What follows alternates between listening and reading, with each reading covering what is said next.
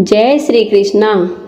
ओम विष्णवे नमः। आप सभी भक्तजनों को भादो मास की हार्दिक शुभकामनाएं।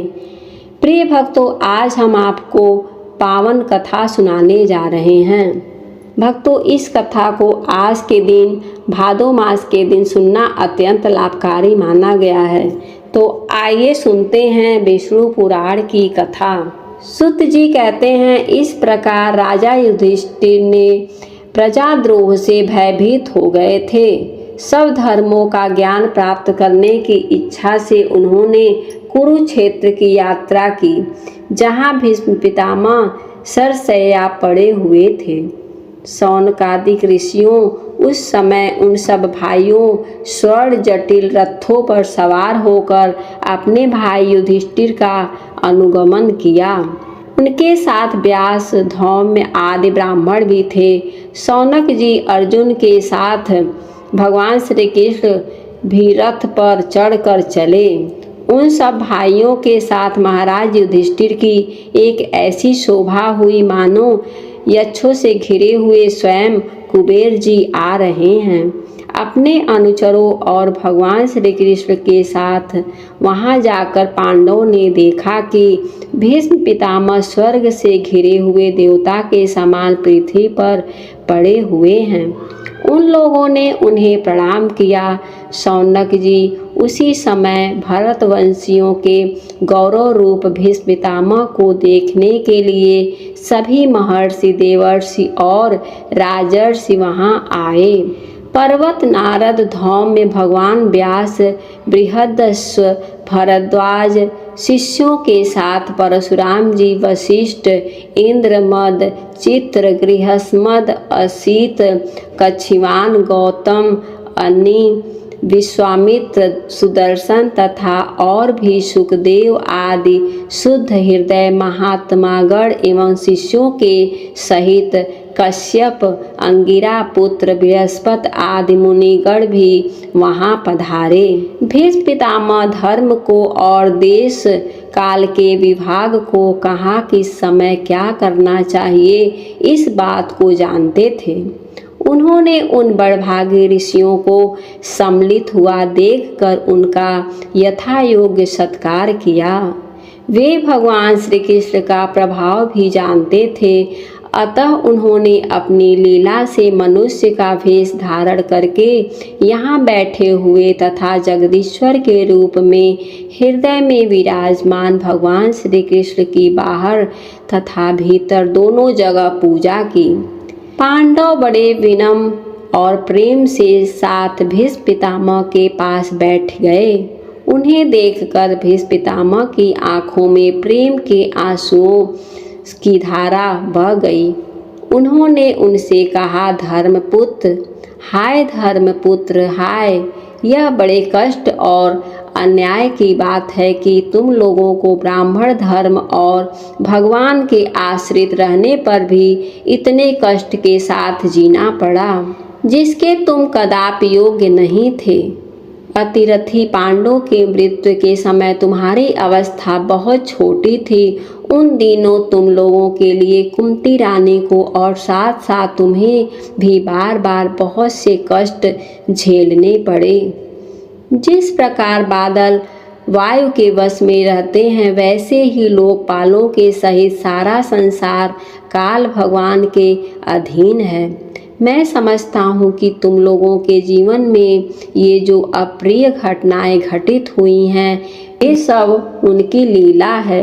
नहीं तो जहाँ साक्षात धर्मपुत्र राजा युधिष्ठिर हो, गदाधारी भीमसेन और धनुर्धारी अर्जुन रक्षा का काम कर रहे हों, गांडवी धनुष और स्वयं श्री कृष्ण सुहृदय हो, भला वहाँ भी विपत्ति की संभावना हो सकती है। ये काल रूप श्री कृष्ण कल क्या करना चाहते हैं, इस बात को कभी कोई नहीं जान पाया है। बड़े बड़े ज्ञानी भी इसे जानने की इच्छा करके मोहित हो जाते हैं। युधिष्ठिर, संसार की वे सब घटनाएं ईश्वर के अधीन है। उसी का अनुसरण करके तुम इस अनाथ प्रजा का पालन करो। क्योंकि अब तुम्हें इसके स्वामी और इसे पालन करने में समर्थ हो। हे कृष्ण साक्षात भगवान हैं, ये सबके आदि कारण और परम पुरुष नारायण हैं। अपनी माया से लोगों को मोहित करते हुए यदुवंशियों में छिपकर लीला कर रहे हैं। इनका प्रभाव अत्यंत गूढ़ एवं रहस्यमय है। युधिष्ठिर उसे भगवान शंकर, देव, नारद और स्वयं भगवान कपिल ही जान सकते हैं, जिन्हें तुम अपना मेरा भाई, प्रिय मित्र, सबसे बड़ा ही मानते हो तथा तुमने प्रेम अपना मंत्री, दूत और सारथी तक बनाने में संकोच नहीं किया। वे स्वयं परमात्मा हैं, सर्वात्मा, समदर्शी, अद्वितीय, असहनीय और पत्न, ऊंचे नीचे, कारक, कारण, कभी किसी प्रकार की विपन्नता नहीं होती। युधिष्ठिर इस प्रकार सर्वत्र सम होने पर भी देखो तो सही वे अपने अन्य प्रेमी भक्तों पर कितनी कृपा करते हैं। यही कारण है कि ऐसे समय जबकि मैं अपने प्राणों को त्याग करने जा रहा हूँ, इन भगवान श्री कृष्ण ने मुझे साक्षात दर्शन दिया है। भगवत परायण योगी पुरुष भक्ति भाव से इनमें अपना मन लगाकर और बाणी से इनके नाम का कीर्तन करते हुए शरीर का त्याग करते हैं और कामनाओं से तथा कर्म के बंधन से छूट जाते हैं। यही देवों के देव भगवान अपने प्रसन्न हास्य और रक्त कमल के समान अरुण नेत्रों से उल्लासित मुख वाले चतुर्भुज रूप से जिसका और लोगों को केवल ध्यान में दर्शन होता है, तब तक यहाँ की स्थिति रहकर प्रतीक्षा करें। सुत जी कहते हैं, युधिष्ठिर ने उनकी यह बात सुनकर सरसैया पर सोए हुए भीष्म पितामह से बहुत से ऋषियों के सामने ही नाना प्रकार के धर्म की संबंध में अनेकों रहस्य पूछे। तब तत्ववेत्ता भीष्म पितामह ने वर्ण और आश्रम के अनुसार पुरुष के वैराग्य तथा राग के कारण विभिन्न रूप से बतलाए हुए निवृत्त और प्रवृत्त रूप द्विविध धर्म, दान धर्म, राज धर्म, मोक्ष धर्म, स्त्री धर्म और भगवत सबका अलग अलग संक्षेप और विस्तार से वर्णन किया है। शौनक जी इनके साथ ही धर्म, अर्थ, काम और मोक्ष, इन चारों पुरुषार्थ का तथा इनकी प्राप्ति के साधनों का अनेकों उपाख्यान और इतिहास सुनाते हुए विभाग वर्णन किया है। भीष्म पितामह इस प्रकार धर्म का प्रवचन कर ही रहे थे कि उस समय उत्तरायण का समय आ पहुंचा, जिसे मृत्यु को अपने अधीन रखने वाला भगवत परायण योगी लोग चाहा करते हैं।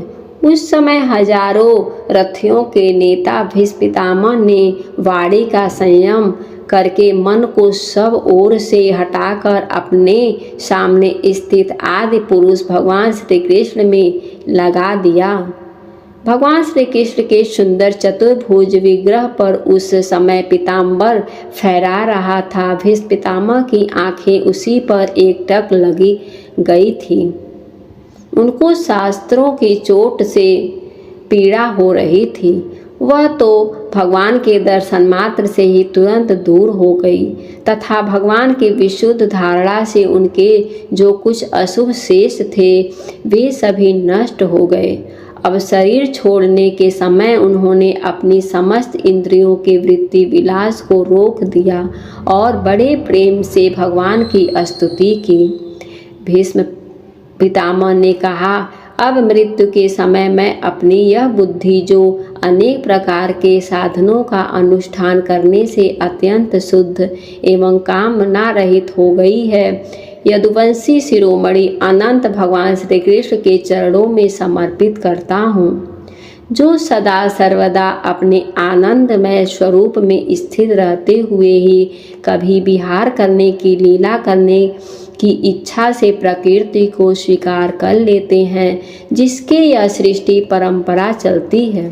जिनका शरीर त्रिभुवन सुंदर एवं श्याम तमाल के समान सांवला है, जिस पर सूर्य रेशमियों के समान श्रेष्ठ पीतांबर लहराता रहता है और कमल सदृश मुख पर घुंघराली अलके लटकती रहती हैं, उन अर्जुन सखा श्री कृष्ण में मेरी निष्कपट प्रीति हो।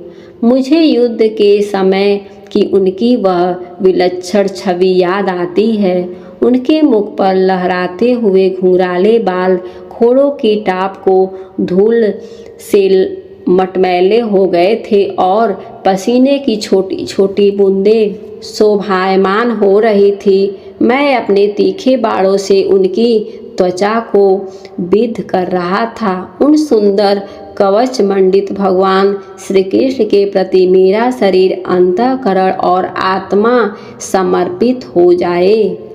अपने मित्र अर्जुन की बात सुनकर, जो तुरंत ही पांडव सेना और कौरव सेना के बीच में अपना रथ से आए और वहां स्थित होकर जिन्होंने अपनी दृष्टि से ही शत्रुओं पक्ष से सैनिकों की आयु छीन ली, उन पार्थशला भगवान श्री कृष्ण में मेरी परम प्रीति हो।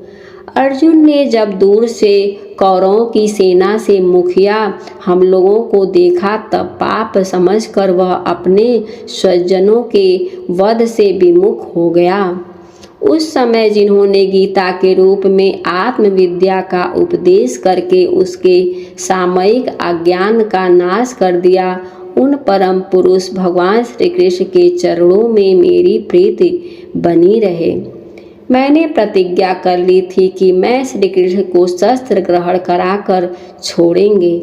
उसे सत्य एवं ऊंची करने के लिए उन्होंने अपनी शस्त्र ग्रहण न करने की प्रतिज्ञा तोड़ दी। उस समय वे रथ से नीचे कूद पड़े और सिंह जैसे हाथी को मारने के लिए उस पर टूट पड़ता है, वैसे ही रथ का पहिया लेकर मुझ पर झपट पड़े। उस समय वे इतने वेग से दौड़े कि उनके कंधे का दुपट्टा गिर गया और पृथ्वी कांपने लगी। मुझे आतताई ने तीखे बाण मार मार कर उनके शरीर का कवच तोड़ डाला था, जिससे सारा शरीर लहलुहान हो रहा था। अर्जुन के रोने पर भी वे बलपूर्वक मुझे मारने के लिए मेरी ओर दौड़े आ रहे थे। वे ही भगवान श्री कृष्ण जो ऐसा करते हुए भी मेरे प्रति अनुग्रह और भक्त वत्सलता से परिपूर्ण थे। मेरी एकमात्र गति हो आश्रय हो रहा है। अर्जुन के रथ की रक्षा में सावधान जिन श्री कृष्ण के बाएं हाथ में घोड़े की रास थी और दाहिने हाथ में चाबुक, इन दोनों की शोभा से उस समय जिनको अपूर्व छवि बन गई थी, तथा महाभारत युद्ध में मरने वाले वीर जिनकी इस छवि का दर्शन करते रहने के कारण सारूढ़ मोक्ष को प्राप्त हो गए, उन्हीं पार्थसारथी भगवान श्री कृष्ण में मेरी मुझे मरणासन की परम प्रीति हो। जिनकी लटकोली सुंदर चाल, हाव भाव युक्त चेष्टाएं, मधुर मुस्कान और प्रेम भरी चितवन से अत्यंत सम्मानित गोपियां रास लीला में अनेक अर्थ ध्यान हो जाने पर प्रेमोन्माद से मतवाली होकर जिनकी लीलाओं का अनुकरण करके तन्मय हो गई थी, उन्हीं भगवान श्री कृष्ण मेरा परम प्रेम हो। जिस समय युधिष्ठिर का राजसूय यज्ञ हो रहा था, मुनियों और बड़े बड़े राजाओं से भरी हुई सभाएं सबसे पहले सबकी ओर से इन्हीं सबके दर्शनीय भगवान श्री कृष्ण की मेरी आंखों के सामने पूजा हुई थी। वे ही सबके आत्मा प्रभु आज इस मृत्यु के समय मेरे सामने खड़े हैं। जैसे एक ही सूर्य अनेक आँखों से अनेक रूपों में देखते हैं, वैसे ही अजन्मा भगवान श्री कृष्ण अपने ही द्वारा रचित अनेक शरीरधारियों के हृदय में अनेक रूप से जान पड़ते हैं। वे ही सबके आत्मा प्रभु आज इस मृत्यु के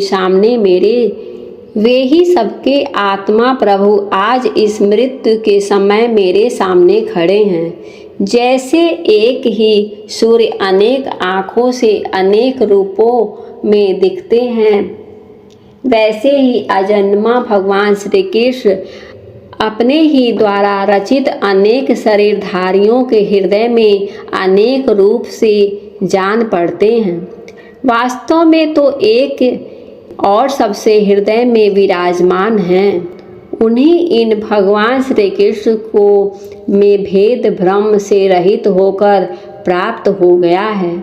सूत जी कहते हैं, इस प्रकार भीष्म पितामह ने मन, वाणी और दृष्टि की वृत्ति से आत्मा स्वरूप भगवान श्री कृष्ण में अपने आप को लीन कर दिया।